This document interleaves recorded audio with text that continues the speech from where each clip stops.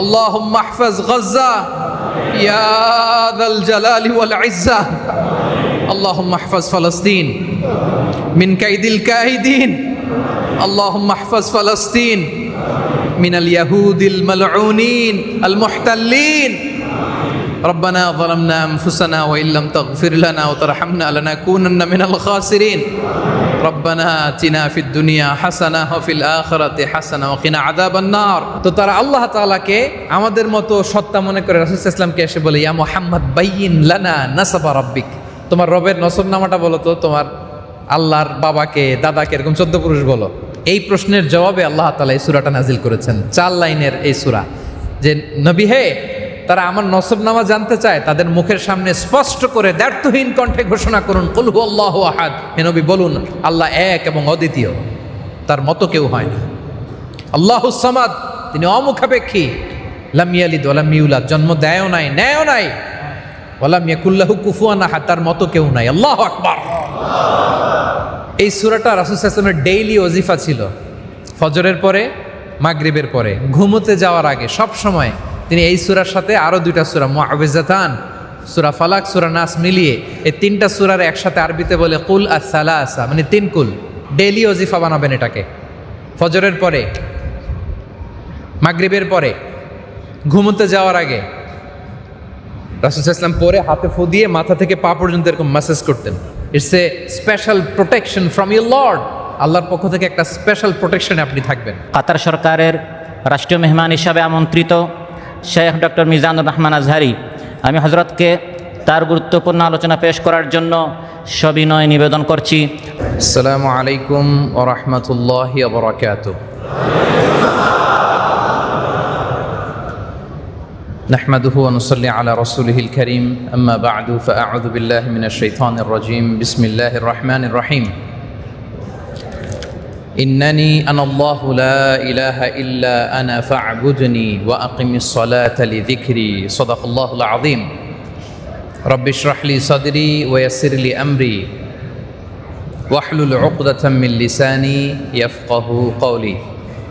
আল্লাহ রাব্বুল ইজ্জা ওয়াল জালালের দরবারে লাখো কোটি শুকর এবং সুজুদ যে আল্লাহ তাআলা আমাদেরকে কাতার আওকাফ ও ধর্ম মন্ত্রণালয় কর্তৃক আয়োজিত ওয়াজ মাহফিল 2025-এর মসজিদ উসমান বিন আফফান আল খোরে অবস্থিত আল্লাহর ঘর, পৃথিবীর সবচেয়ে শ্রেষ্ঠতম জায়গা, এই মসজিদের ভেতরে মহাবিশ্বয় মহাগ্রন্থ আল কোরআন আল কারীম থেকে কিছু কথা শুনবার জন্য একসাথে এসে বসবার, একত্রিত হওয়ার তৌফিক এনায়েত করেছেন। আমরা মনিবের দরবারে লাখো কোটি শুকুর এবং সুজুদ নিবেদন করছি। আমরা সবাই প্রাণ খুলে পড়ে নিচ্ছি কালিমাতু শুকর আলহামদুলিল্লাহ। সবাই আমার সাথে আওয়াজ করে পড়ুন রব্বানা লাকাল হামদ হামদান কাসীরান তাইয়িবান মুবারাকান ফি ইয়া রাব্বি লাকাল হামদু কামা ইয়ানবাগি লিজালালি ওয়াজহিকা ওয়া আযীমি সুলতানিকা লাকাল হামদু বিল ঈমান লাকাল হামদু বিল ইসলাম লাকাল হামদু বিল কুরআন।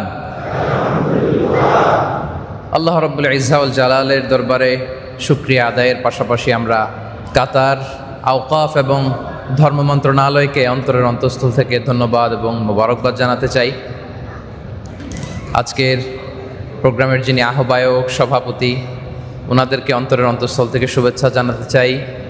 এবং বিশেষ করে আপনারা যারা দূর দূরান্ত থেকে আজকের এই প্রোগ্রামকে সার্থক করবার জন্য, কোরআনের এই মাহফিলে অংশগ্রহণ করবার জন্য এসেছেন, আপনাদের সবাইকে অন্তরের অন্তঃস্থল থেকে শুভেচ্ছা এবং মোবারকবাদ জানিয়ে শুরু করছি। সম্মানিত সুধী, এবার বলুন আপনারা সবাই কেমন আছেন? কাতারে আপনাদের কেমন লাগে? নাকি দেশের জন্য কষ্ট লাগে? হ্যাঁ, কষ্ট লাগে। দেশকে মিস করেন আপনারা? করেন না কারা কারা দেখি?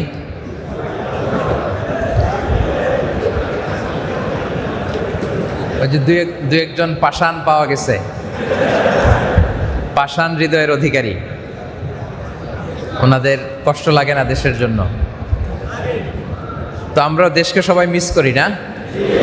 কাতারে আপনাদের মন বসে তো নাকি? নাকি কাতার স্বপ্নের দেশ, খাটতে খাটতে জীবন শেষ? হ্যাঁ, এরকম না? কষ্ট করতে হবে আমাদেরকে? আপনারা হচ্ছেন আসল super hero. You are the real super hero of Bangladesh. এই যে আপনারা যেভাবে রেমিটেন্স পাঠানোর ধারাবাহিকতা অব্যাহত রেখেছেন, এটা আল্লাহর পক্ষ থেকে অনেক বড় একটা নেমা, অনেক বড় মার্সি অ্যান্ড ব্লেসিংস। আপনাদের পাঠানো টাকায় সচল থাকে আমার দেশের অর্থনীতির চাকা। সো আপনারাই হচ্ছেন আসল সুপার হিরো। আপনাদের এই রেমিটেন্সে আমার দেশের অর্থনীতির চাকা সচল থাকে। সো বুক ফুলিয়ে হাঁটবেন আর বস্তা ভরে দেশে টাকা পাঠাবেন। কি ঠিক কিনা বলেন? আর পরিশ্রমে কোনো লজ্জা নেই প্রিয় ভাইয়েরা।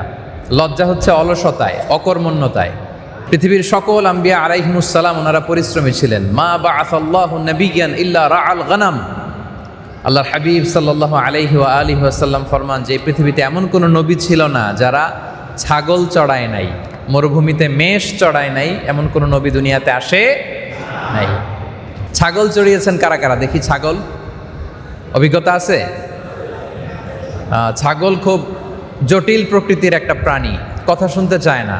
আর সব নবীদেরকে এই ছাগল চড়ানোর কাজই আল্লাহ তাআলা অ্যাসাইন করেছেন। সুবহানাল্লাহ। ছাগলকে দেখবেন ডানে টান দিলে কোন দিকে যায়?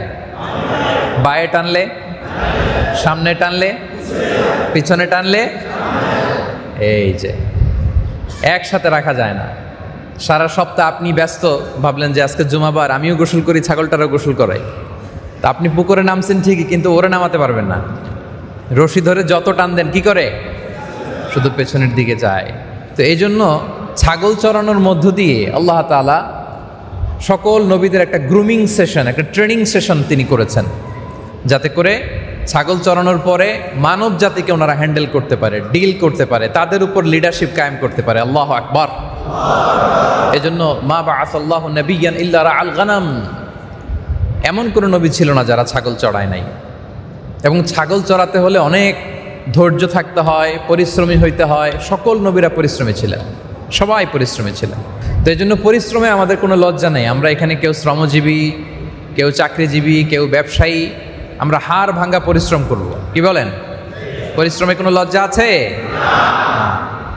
এবং পরিশ্রমী সাহাবীদেরকে আল্লাহ রাসূল সাল্লাল্লাহু আলাইহি ওয়া আলিহি ওয়াসাল্লাম তিনি বড্ড পছন্দ করতেন।